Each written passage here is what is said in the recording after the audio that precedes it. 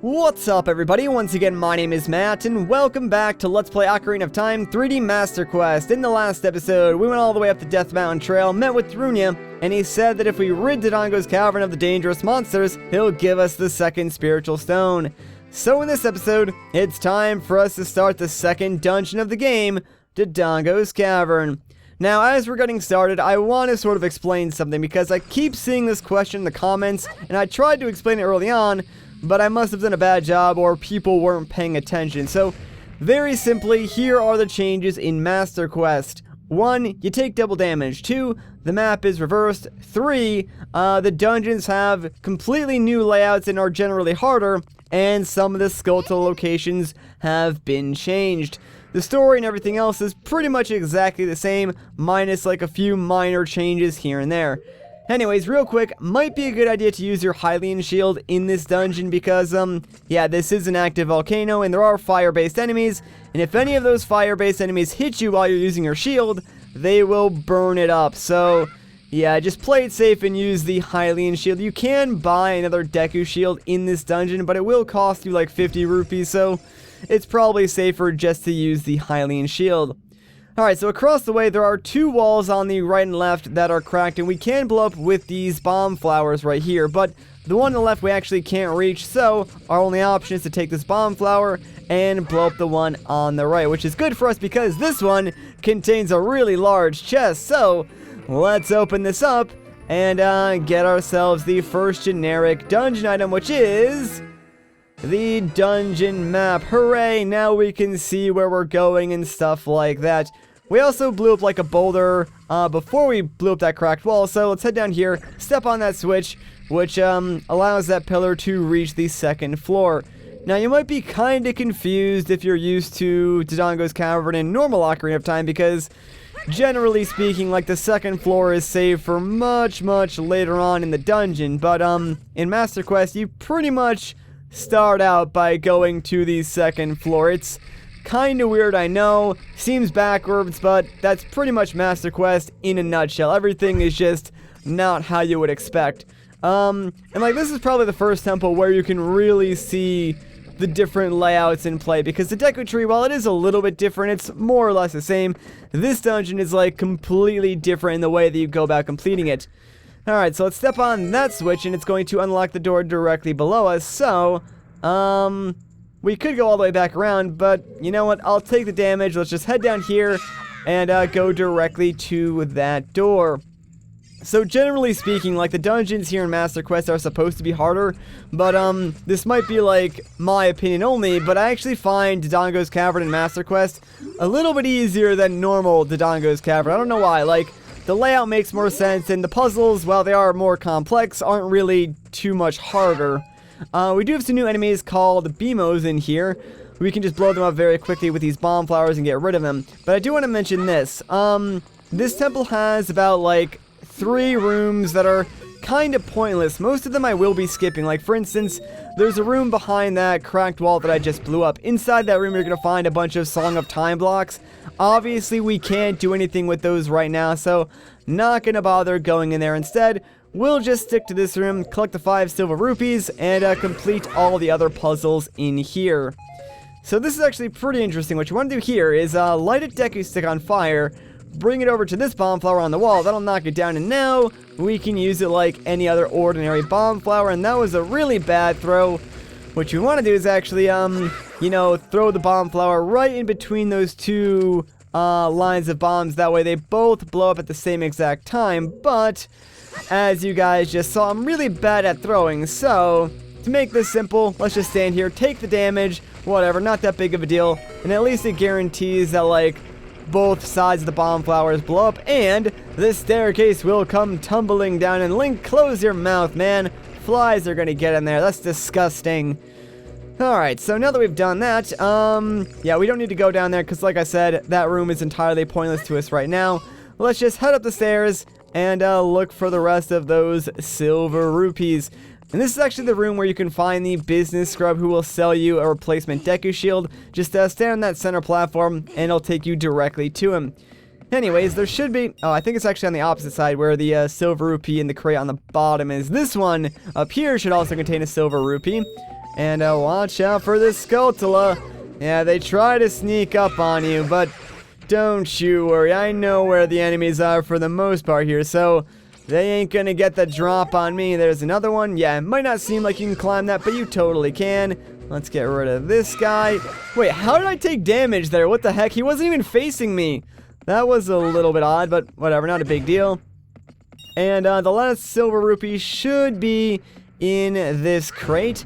There we go, perfect. And getting all 5 of those silver rupees does unlock the door on the top of this room. So now that that is done, let's move on and see what else is in store for us in this dungeon. And hey, check it out, we got some Dodongos here. There is actually a bomb flower in like the center of the room on that pillar. You could use those to defeat these Dodongos, but honestly, 2 jump attacks to their backside takes them out just as easy. And these guys are really, really not threatening. They look big, and I mean, they can hit you after you hit them if you're not careful to backflip away from their sort of spin attack, but otherwise, these guys are the biggest pushovers in this dungeon because they are not threatening at all. Wow, that guy died in like 1 hit. What the heck? That was weird. Everyone else took 2 hits except for that guy. Eh, whatever. I'm not complaining. Anyways, yes, defeating all 3 of those Dodongos will cause another large chest to appear, so I'll give you one guess as to what's inside this chest. It's the second generic temple item, our good friend, the compass. Alright, sweet. Now we got that, we're pretty much free to move on. So let's head through here, and this will actually take us back to, I guess you could say, the main hub room of this dungeon, except now we're on the south side. And yeah, there's like no puzzles in this room, or at least this section of the room, so we just gotta jump across that bridge and make our way to the other side. I'm trying to explain things sort of as I run through this temple as fast as I possibly can, so that's sort of why it seems like I'm, you know, rushing or talking fast. Anyways, what you want to do here is, you might have noticed there are a couple of those torches like floating in midair, so you want to grab these stone blocks and pretty much put them underneath the torches, not to support the torches, but because we obviously need to light all of those torches, and we're gonna have to use these crates to sort of jump across to each of the torches with a lit deku stick so we can light them all pretty much at the same time. It seems complicated, but it's really not. Like, the hardest part is just getting the blocks in the correct position, because you want to make sure they're like equal enough distance, that way you can jump from one block to the next block to the next without like falling in between, since you do have a limited amount of time that you can light all 3 of them. Plus, you don't want like your deku stick to burn out or anything like that, but that should be good. So let's head right back up here and test this out. So let's grab a deku stick,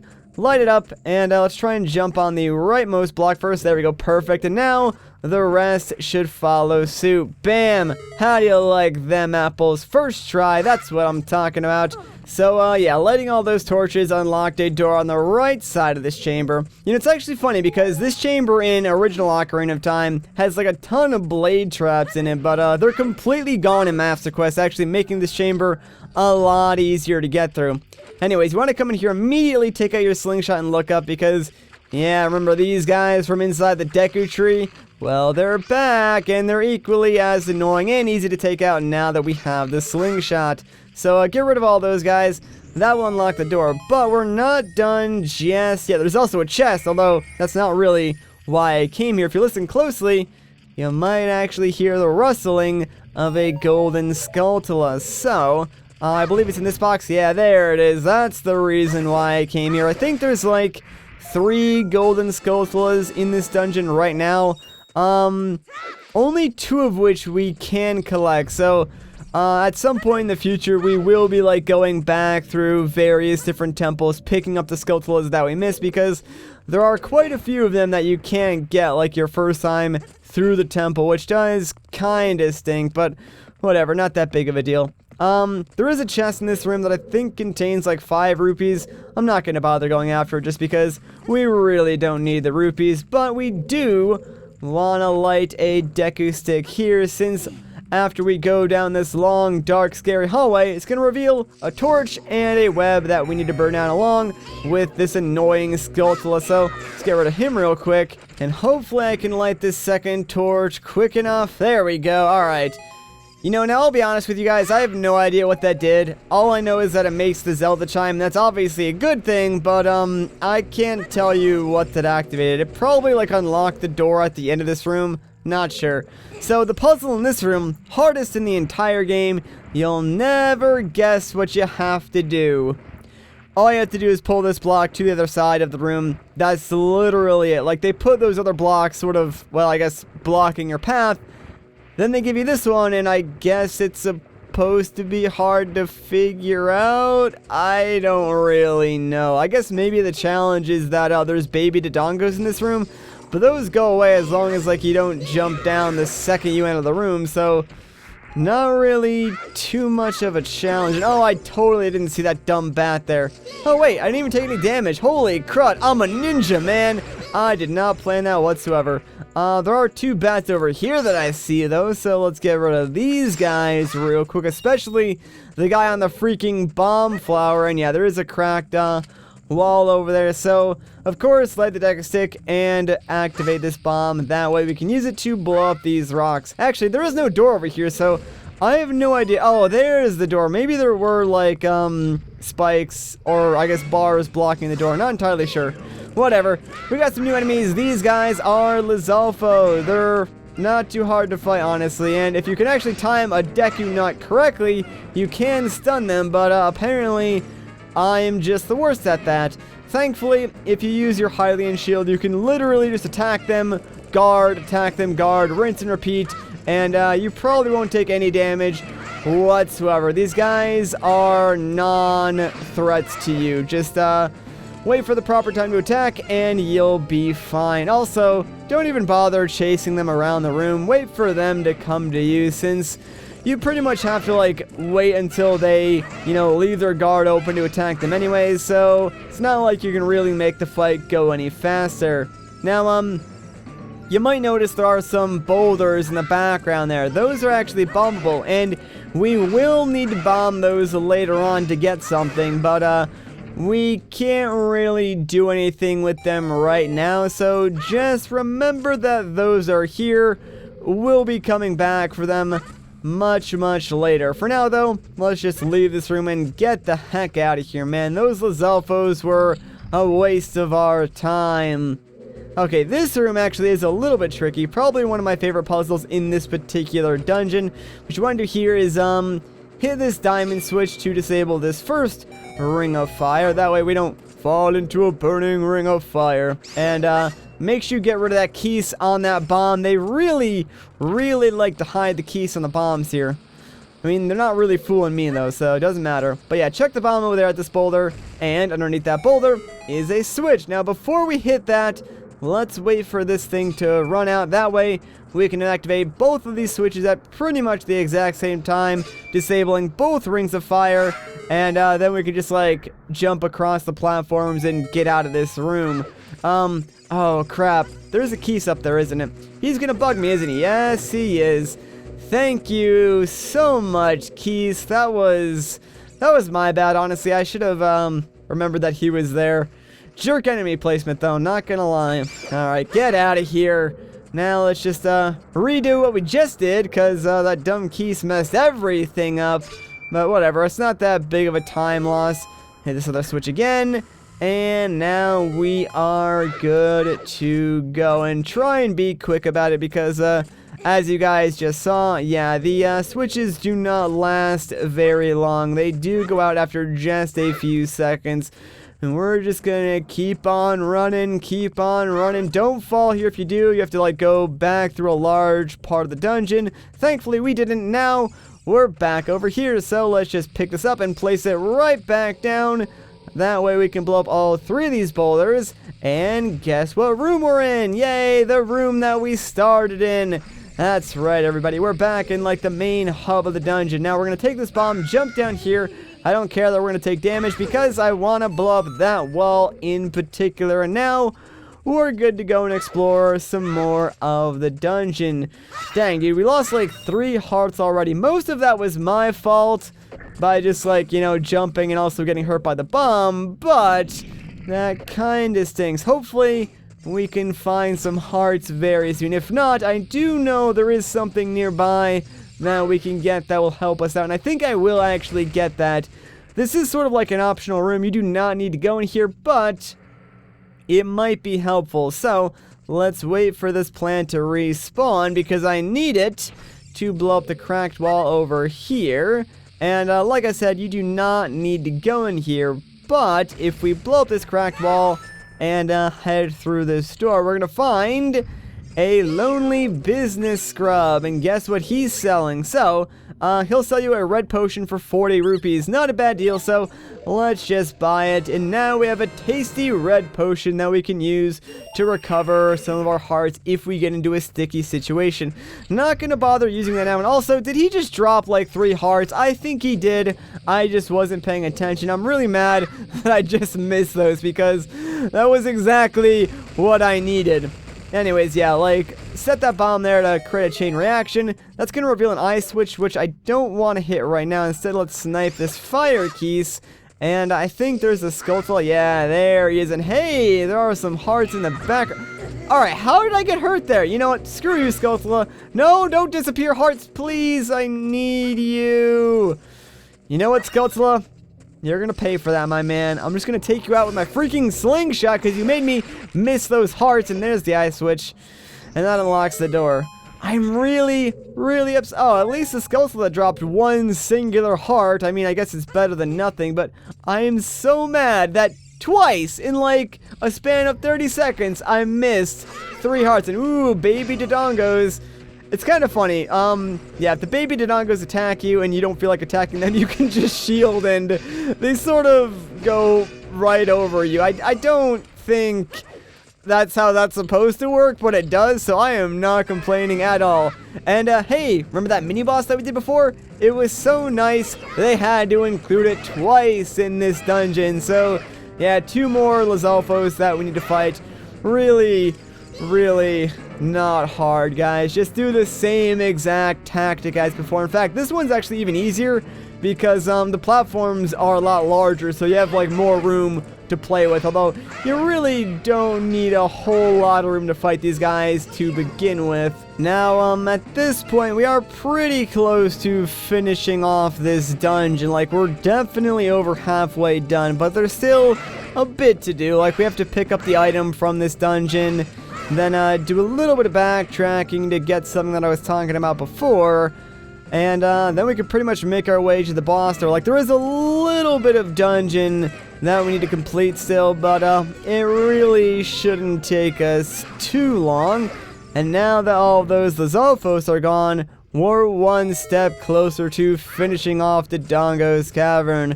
Hooray!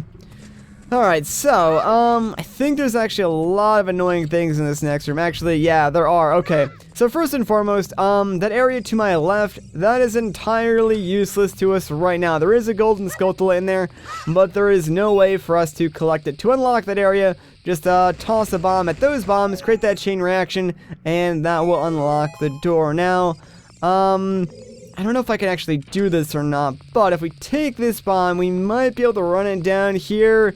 No, it's going to explode too quickly. So yeah, there's another chain reaction of bombs that we need to set off, but in order to do that, we unfortunately need to get another bomb flower that is surrounded by Poes. And, well, right now we're not really too well equipped to deal with Poes, so it could be pretty problematic. In fact, you know what, I'm going to try to ignore these guys if I can, because I really just do not want to fight them if I can avoid it. So, alright, you know, this actually might work for us. Let's take this, run over here quickly, and just don't even bother. Just, I'm not here. Alright, you know what? Taking 1 hit, not that big of a deal. We got the chain reaction, and the door is unlocked. So, let's get the heck out of here, man. I do not want to deal with these Poes right now. And thankfully, this puts us right in front of the chest that contains the item from this dungeon. It's going to make things a lot easier on us in the future. It's a bomb bag that does contain some bombs. 20 of them, in fact. So now, oh man, things are a whole lot easier for us. I do want to backtrack to that room where we saw like that wall of bombable boulders. So I believe that's back on the second floor. I'm just going to head back there really quickly, and I'll see you guys once I get there. Alright, so here we are. Let me just pull out my bombs real quick because we want to blow up a couple of these boulders. There's actually an entire platform like on the other side that we can go on if I could actually time my bomb throws correctly. This is a little bit tricky because, yeah, if you throw it like too soon, it's going to hit the lava. If you throw it too late, it's not going to hit the boulders. And oh wow, I blew up a boulder that was in the lava. That was really useful. Alright, come on. There we go. I should be able to sneak through there. Perfect.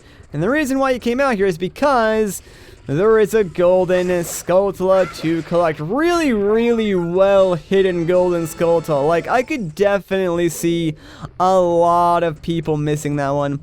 Anyways, let's go back to the main room. Alright, now that we're back here, let's check out this inscription. Giant dead Dodongo. When it sees red, a new way to go will be open.